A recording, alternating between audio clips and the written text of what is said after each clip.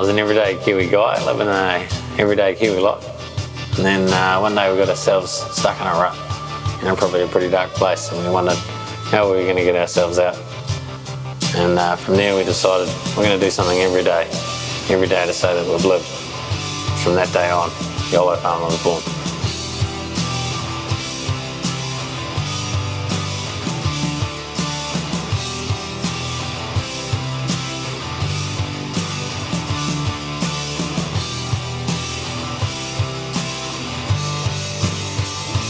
Come be part of our journey.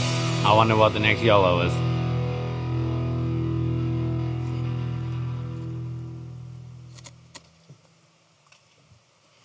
So that's just a little teaser as to what we're all about. Before I get started, I better just check. I see there's a few grey hairs in the audience. Just checking that you know what YOLO means. YOLO stands for you only live once. Right? And it's quite permanent, I think, because it is really true. You do only live once. My story, I farm in Golden Bay, top of the South Island. We milk 250 cows. I'm a sixth generation dairy farmer there. I headed to, I also hold a number of governance positions, both locally and nationally. I'm the local Golden Bay Federated Farmers President, and I sit on the National Dairy Exec for Feds Dairy. I think, so from the picture there, my darling wife, I headed to Lincoln earlier, back in my youth, and found some new bloodlines to bring back to the Bay. Did that, quickly whipped out 3 kids, and then we worked out how that was happening, so we stopped that too.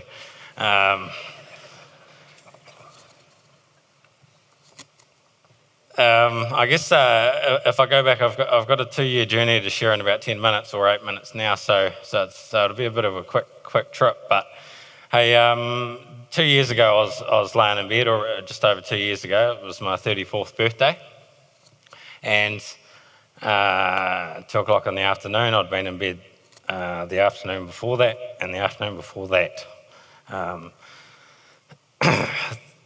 Things were pretty serious, you could say. So I jumped up out of bed, I grabbed my kids, I grabbed my wife, we jumped in the car and we headed to the beach. Of course, the kids, being 3 little gingers and boys, and as they are, they were fighting and carrying on in the background. But I remember, and I'll still remember this day till I die, I think. I remember looking over at my wife and seeing her look back at me, and just for a moment, I think she saw some hope, and I think she thought in her mind, I've got my husband back. You see, I'd probably been away for, I'd say, a year. To be fair, I don't really remember. And I don't really remember a lot of what I was doing. On a more positive note, from that day we drove home from the beach. I said to the kids on the way home, I said, hey, I've come up with this great idea. What we're going to do is we're going to do something every day for the next 365 days to say that we've lived for that day. Something to give us that little pop, something to give us that little spark, just something, because I've got to get out of where I am. Of course, the kids didn't know what was going on, but we went into it. The next day I visited my great aunt at the hospital. I think day 6, we got a relief milker in. We headed to the beach, we cooked pancakes, we watched the sun come up, sunrise on Tata Beach in Golden Bay. You pretty much don't get a much more beautiful place in the world. From there, the journey continued. Day 100, we were standing in front of the White House. We met with friends we'd never seen in years. We experienced new and exciting things which we hadn't done in a long time. It really changed our life. At around day 300, I'd had a few messages of support and whatnot from a few others once a few people realised what was going on. But between day 300 and day 365, the messages started kind of flooding in, and by the time we got to day 365, I said, hey, we've actually stumbled on something just a little bit bigger than what we thought here. And that was people sharing their stories about where they'd been and what they'd been through, and these were people I would have never guessed, and it was very humbling to hear their stories. So day 365, we changed our plan. We, as part of our journey, I should have touched on earlier, and you maybe saw it in the video, every day when we got home, I simply posted what we did on Facebook. It was never supposed to be anything. It was just something to hold myself accountable, actually. My friends say, oh, we can't go to sleep until you tell us what you've done for the day, Wayne. So I kind of got like that. But so by day 365, we created its own Facebook page called the YOLOFarmer, and pretty much from there it just hasn't looked back, and the following's kind of grown, and we've been able to share the story of how you can deal with something that's so difficult and so gut-wrenching by just doing a simple little thing every day, just to give you that oomph, if you know what I mean, just to make sure you know you're alive. One thing that came out of the project, one thing that came out of the YOLOFarmer was a project called the Farming 2030 project. As part of YOLO, I've got to do things and do different things, and things I wouldn't normally do. I went to a sustainable hui in Golden Bay, and if anyone's been to Golden Bay, you'll know that that's pretty green and pretty alternative.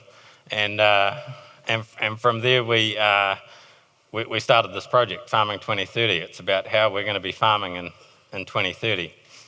I put an ad in the local paper and I said, hey, I need a team of 8 to 10 members of my community to come and help me run my farm more sustainably. So every 6 weeks, 2 months, so on, they've just been last week, they come out and we talk about what we can do on farm as a community to farm more sustainably. You know, we've got the beautiful Tipu Springs in Golden Bay, which we have to look after. We've got 100% swimmable rivers. We want to look after that. We want to treasure that into the future. So that's just one thing. We've got a charity. There's actually a lady in the crowd. I can't talk about the charity. It's coming out soon, so follow my page and you'll see it soon, but it's exciting. This is my cow shed. I'm not going to lie, those lights don't go on very often. I milk once a day, so it's a battle to beat that sun out of bed every morning. I'm not going to lie. So the lights aren't on very often, but the reason I put that picture up is because we've all heard some very inspiring things here today, a lot of take-home messages, and I hope it's got you stimulated into thinking about what you could do and what you could do in your own business or a new business or a new venture. If you're in the real professional trade, you know, what you can do to help others. And so I thought on Friday morning when I'm milking the cows, this will be the picture at my shed. No doubt there'll be some people sowing some crops. 7 o'clock in the morning, the sheep boys won't even be out of bed by then. But we'll get there. Hey, and I want you to take home the inspiration from here and think about how you're going to put it into action and how you are going to give people hope. Because giving people hope is one of the greatest gifts you can give anyone. It's certainly got me through some tough times. The YOLOFarmers had this massive ripple effect, right? I started, it was a selfish personal journey for me to get myself out of a horrible hole that I was in. It rippled through my family, it rippled through our friends, it's rippled through the community, inviting me to do things. They're doing their own things which they would have never done, which is fantastic. And now it's even rippling through the country, which is, I just love it. And that was just by doing just that one simple thing. It's about transforming people. And you're all here because you have that gift that says, hey, what else can I do? And so take that home with you and think, how can I transform people? You don't have to do it in one big event. It's all about starting small and growing something big. When you do that though, when you start small and grow big, remember, when you get to the top of that mountain and you're standing there with your pocketfuls of cash and your invention and whatever you've come up with to get there, whatever you do, don't be there alone. Okay? So when you start this journey, take your friends, take your family, take your community, take them with you. Because not only will you get there faster, but you will get there stronger and you'll be in a hell of a lot of a better place. I used to send my milk out the gate. Fonterra tanker would come and pick it up every day. I'd say, Fonterra, just give me $6. It's just a bit of milk. I didn't want to get rid of it. I loved it, but it was just milk. My milk now is a lot more than that. When someone buys my milk now, I want them to hear and see this story of what we've been through to make that milk.